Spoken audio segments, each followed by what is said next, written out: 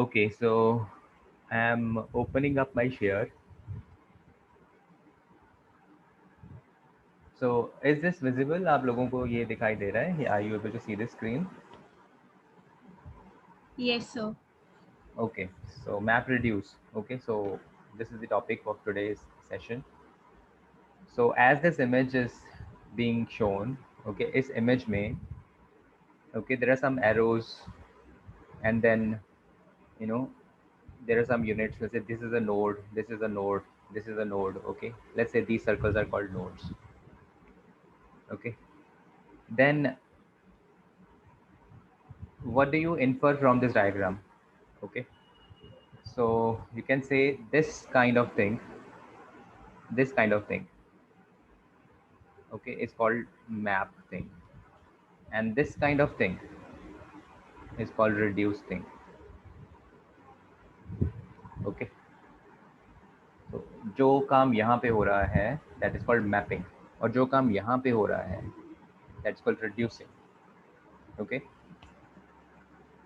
so basically what is actually a mapping or what is actually a reducing? Okay, now if I give you what is if you give you a map.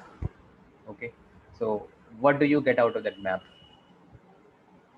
If I talk about a Google map, okay, so what do you get out of that map? The information, geographical information, right?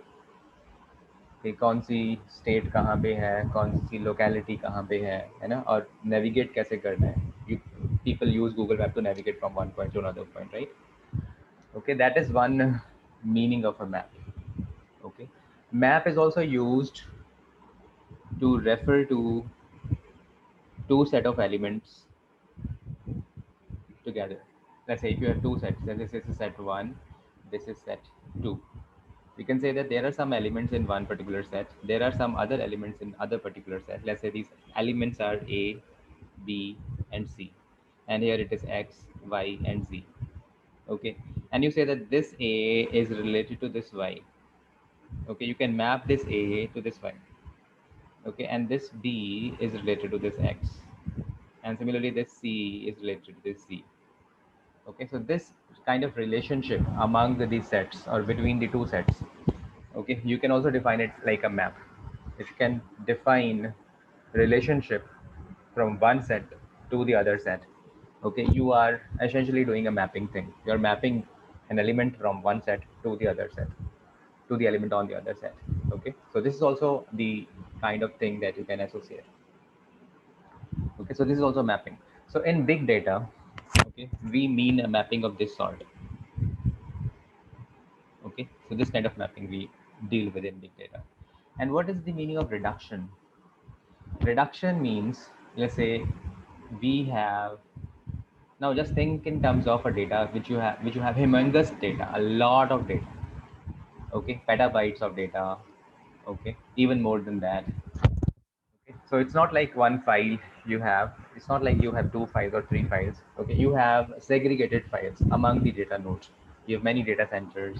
In a data center, in one particular data center, you have many racks, and in rack you have multiple shelves. I mean, you have multiple nodes in one particular rack.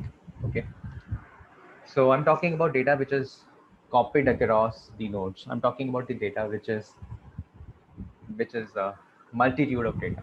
Okay, so in that case it could happen that if you want to process this data, okay, there must be some mechanism to compress this data in some way or the other, right? So compression of the data so that the a process that can be applied to this data. Okay, let's say this is a petabyte of data, so this is a petabyte of data. Okay, a humongous data, a lot of data. Okay, if you apply some algo on it, okay, and suppose that algo is sequential algo, then it would take even days to process. Okay, so algo is going to take a lot of time because the data is humongous. So if there is any way we can reduce this data, okay, if we can reduce this data, now I'm taking a point over reduction. If you can reduce this data in such a way that, okay, that this can be created later on whenever it is required. Okay, so it's like reducing the data without losing the content. Okay, so that kind of a thing is called reduction.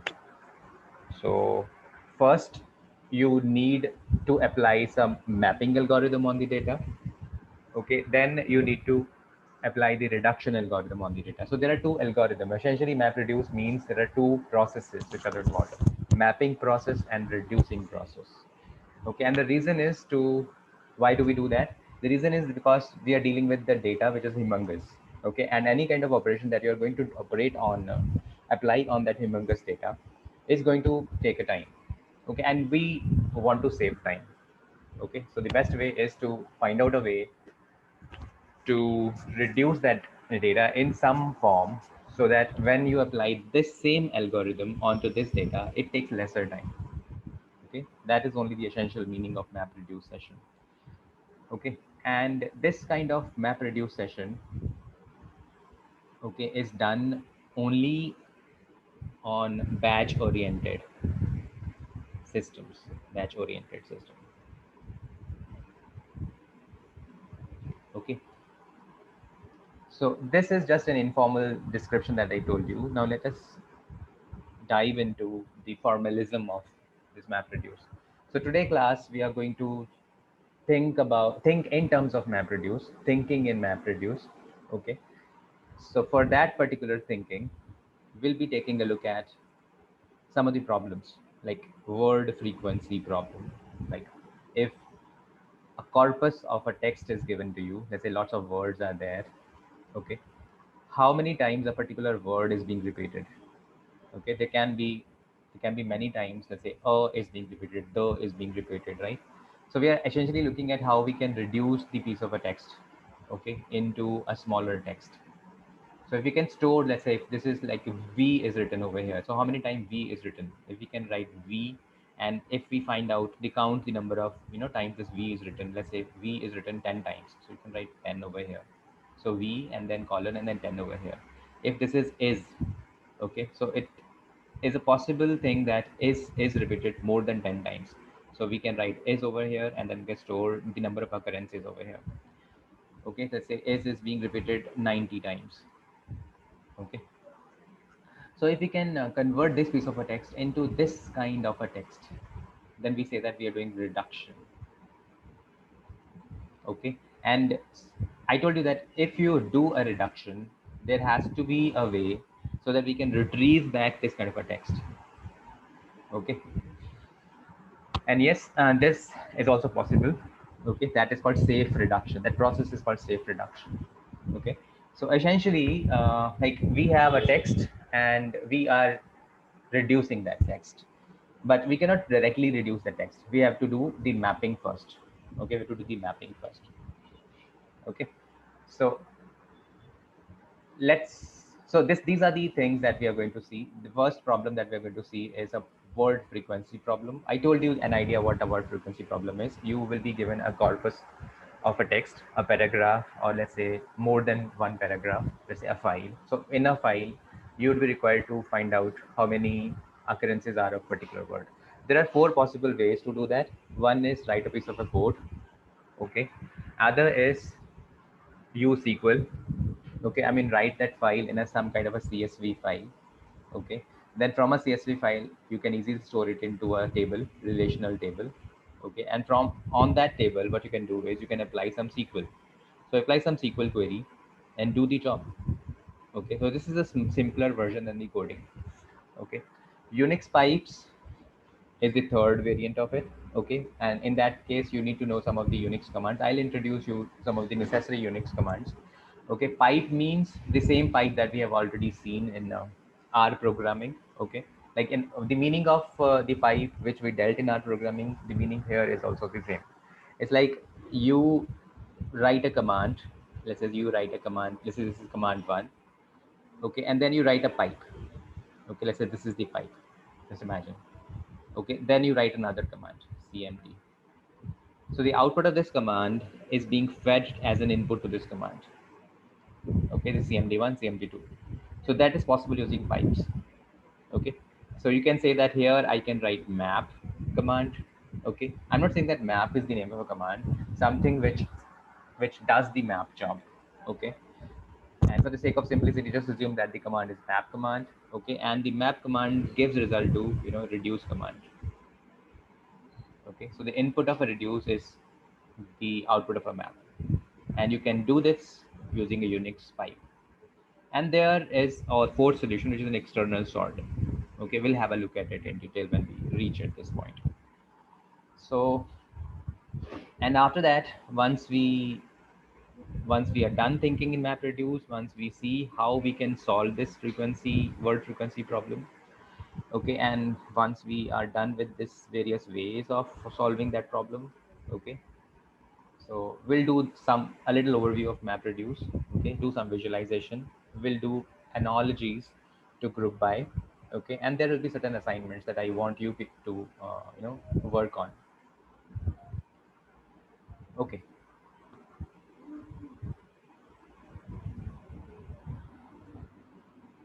so let's understand sorting. Okay, so sorting is a very important function. Okay, many of the computer science algorithms or the softwares, okay, make use of sorting. Like if you have a big data, okay, you can access this data if it is sorted. Okay, you can imagine a dictionary in front of you. Okay, a dictionary is a thick book, but if I ask you to look for a particular word, okay, you would not take long time because you know that it is sorted. It is lexicographically sorted. Okay, now you can imagine an importance of a sorting. So data has to be sorted. The big data problem is processing is the big data problem. Okay, so how fast, let's say you have some of the resources I'm mentioning, how fast can 1 gigahertz processor sort 1 terabyte data? And this data is made up of 10 billion 100 byte size strings. And answer is it takes around 6 to 10 hours. And what's wrong with 6 to 10 hours? In fact, if we say that, okay, fine, we are okay with the six to 10 hours, you might be okay, but data scientists are not okay with this. Okay, they need to do the job as fast as possible. Okay, so we means as a data scientist, we need faster sort, bigger data sorting more often. Okay, so Google in on 8th September 2011, I mean 10 years back, okay, he designed a sorting algorithm, and he could sort 10 petabyte of data, okay, in 6.5 hours on 8,000 computers. Now you can imagine using 8,000 computers also, it took 6.5 hours, and the data size was 10 petabyte. So why sorting is such a big deal, in fact? So every SQL query is impacted by sorting, like, SQL query, how SQL selection query is made up of. You have a where clause, you have a group by clause, you have various joins, left join, right join, inner join, right? And every clause of it is impacted by sorting. Where clause, when you use a where clause, okay, it makes use of sorting, okay, because and when you use a group by, it involves sorting. Joins immensely enhanced by sorting. Order by makes use of sorting. And most of the algorithms depend on sorting. Okay, that's why sorting is such a big deal. So what is MapReduce? MapReduce is a programming paradigm, okay, to help solve big data problems. Okay, so it's a way of programming, right? Specifically, sorting intensive jobs or disk intensive jobs, okay, are are handled by this MapReduce. Sorting intensive jobs and disk read intensive jobs, okay, are done by MapReduce. You'd have to code two functions. Map is a function, reduce is a function. Map function is called a mapper, reduce is called reducer. Okay, so mapper does what? Mapper converts input into key value pairs, and reducer aggregates them. Okay, so let's say, for example, the kind of example that I gave you, let's say you are given a piece of text, okay, lots of words are there in it, okay, and I told you that, okay, you have a v word, you have is word, okay, and I gave you a sense of an output of a reducer. So reducer will output like v is occurring 9 times, okay, and let's say it is occurring 90 times. Okay, this is reducer. But what a mapper will do, mapper will take this input, okay, and we'll say v, okay, is being repeated in the first line, is being repeated at third line, is being repeated at fifth line, total 9 lines it is being repeated. This is one kind of a mapper you can think of. Okay, is like is being repeated this time on this line, on this line, on this line, on this line. Total 90 locations it will list out, and then mapper will give the job, give its output to reducer. So reducer will do what? Will count all of them. Will not sum all of them. It will count all of them. It will say that okay, it is occurring 9 times. It will say 9. So we'll count all of them. Say okay, the total count is 90. It will write 90 over there. Okay, so this is one kind of a mapper job you can think of. This is one kind of a reducer job that you can think of. Okay, so what mapper does? Mapper converts this piece of a text into key value pairs. So here v is a key. Okay, and this is a set of values. Okay, so is a key and there is a set of values, and it's not like there are only two words into it. All the words it does is for all the words. Okay, for the sake of simplicity I just took two words, v as a word, is as a word, but in fact if you look at the mapper, all of the words, okay, are listed as keys, and the values are the positions in the text file. Okay, and then reducer performs the job. Reducer aggregates all the values for a key.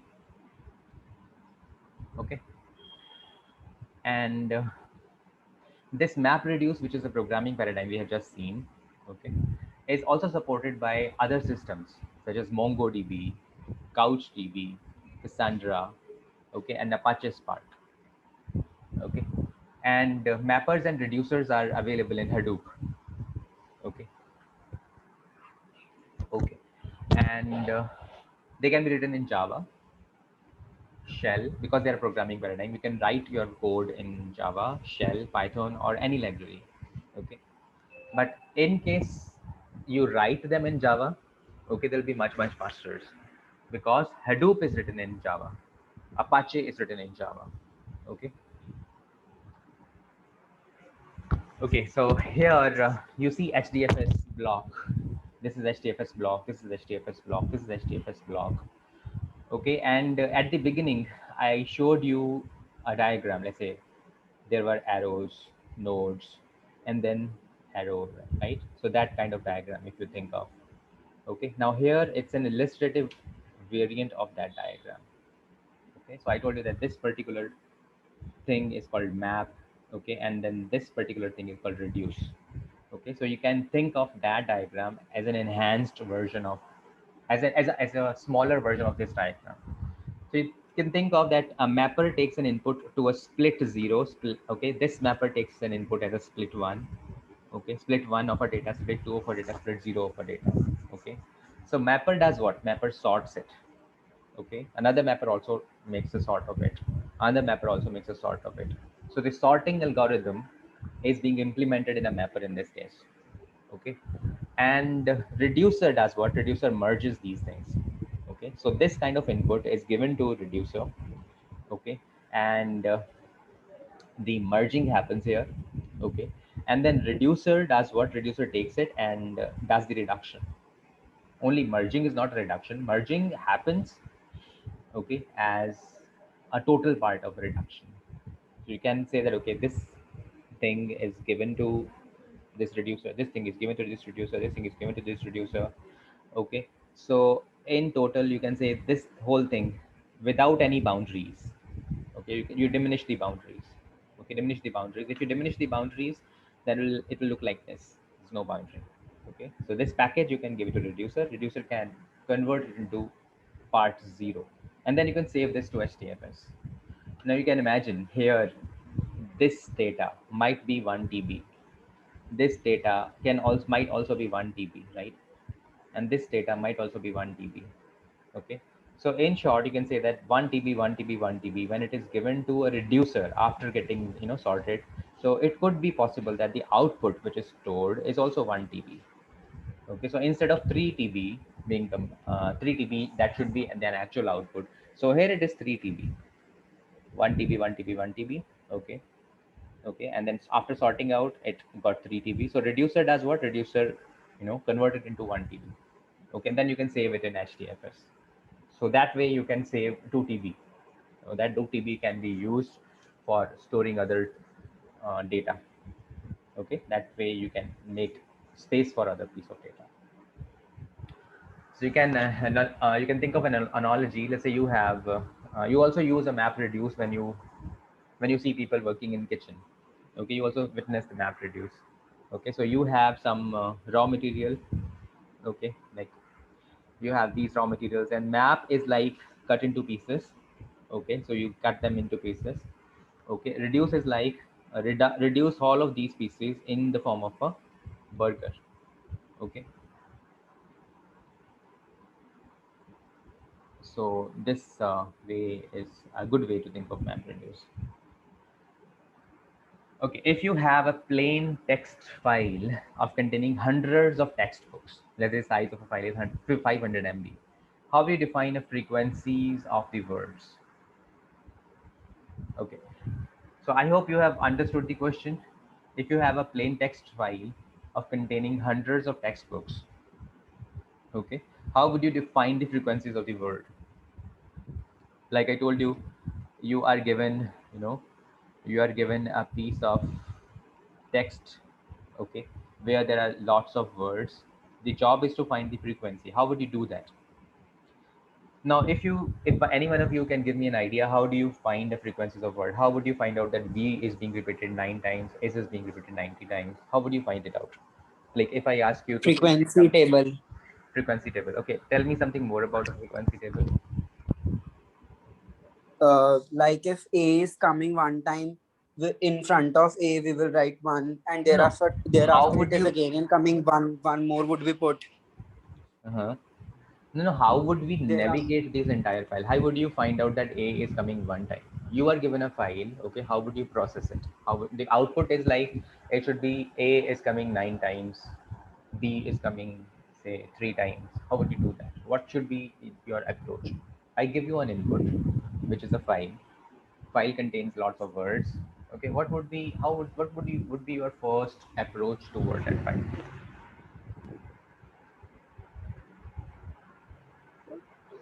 Word divided by number of time that. Yeah, I didn't understand.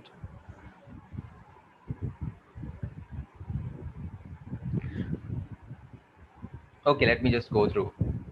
And then might be you have some idea. If you have a plain text of all the Lord of the Ring books, how would you find frequencies of each words? First approach is programming approach. Okay, like you saw, I told you that there are multiple approaches that you can think of, right? Like here, I told you that these are various approaches that you can think of: coding, SQL, Unix pipes, external sort. Okay, so coding means programming way, right? So let's think of in terms of programming, how we can think in terms of programming. Okay, programming approach. Create a frequency table, as Priyanshu said. Okay, or frequency hash table or a dictionary. For each word in the files, increase its frequency in the hash table. Okay, when no more words left in a file, print the hash table. Do you see any problems in it?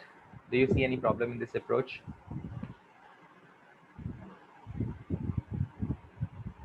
I hope you have understood the approach, right? You know what is this approach? yes, sir. Okay, what is the problem in this approach?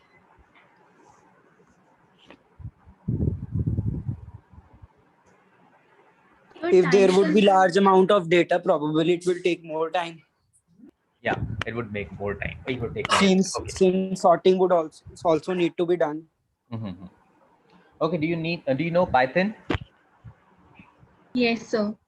Okay. Can you make sense of this code, which is written 1 2 7 1 2 3 4 5 6 7? Flowchart kind of thing No. or code. I'm taking a look at a code. This code. Yes, sir. Okay. Now make me understand this program. So word count is an empty dictionary we have taken, Mm-hmm. and like we have started a for loop in this, and we'll read the file and split the words. Split function is used. Okay. And for each time a word is if we encounter a word, then that word we add that kind of we increment that word in that dictionary. suppose if is written 5 times, so each time 1 is incremented. Right, great. Okay, after that. Then we have like printed with the items is used to print the items present in the dictionary. Mm-hmm. Wonderful. Okay, so the same thing that you have explained is mentioned in the algorithmic way here, right? Create a frequency hash table in the dictionary. That is what you did in the first step. Okay, when you said that yes, there is a empty dictionary, you created a dictionary, right? Then in the second step, for each word in a file, that means you are, it is being asking you, it is asking you to create a for loop kind of thing, right? So that each word is being taken care of. For word in file dot read dot split. Okay, increase its frequency in the hash table, and here you are increasing its frequency in the hash table. So what's the hash table? Word count is a hash table. Okay, and when no more words left, print the hash table. That means when you're out of the loop, when you're out of the loop, you're out of the loop, and when there are no more words, okay, then print it. Okay, you're printing the contents of a dictionary. Dictionary is it organized in the form of keys and value. Okay, so for k and v in the dictionary dot items, you print k and v. Okay, wonderful. Okay, so let us move. If you have a plain text file, okay, the same question, Lord of the Ring books, how would you find frequencies of words? So the same thing, problem, I was asking about a problem, cannot process the data beyond the RAM size. Okay, that is a problem. And one of you also mentioned that if the data is very big, okay, it is going to take more time. Okay, so let's talk about approach number 2. Approach number 2 is SQL. Problem is same, but approach to solve is different now. So break the books into one word per line. Okay, insert one word per row in a database table and execute this command. Select word and then count star from table, group by word. Do you understand this command?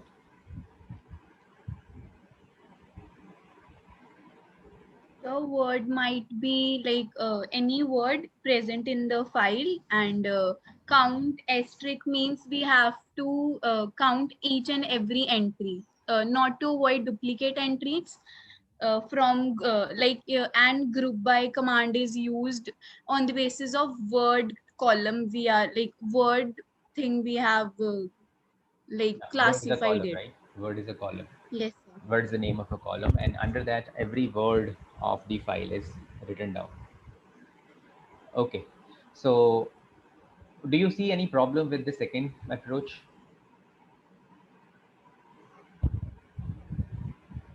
Again, it would take more time when there would be large amount of data. Okay, if we compare the first approach, which is programming approach, and this approach, which is SQL approach, which one is a better approach?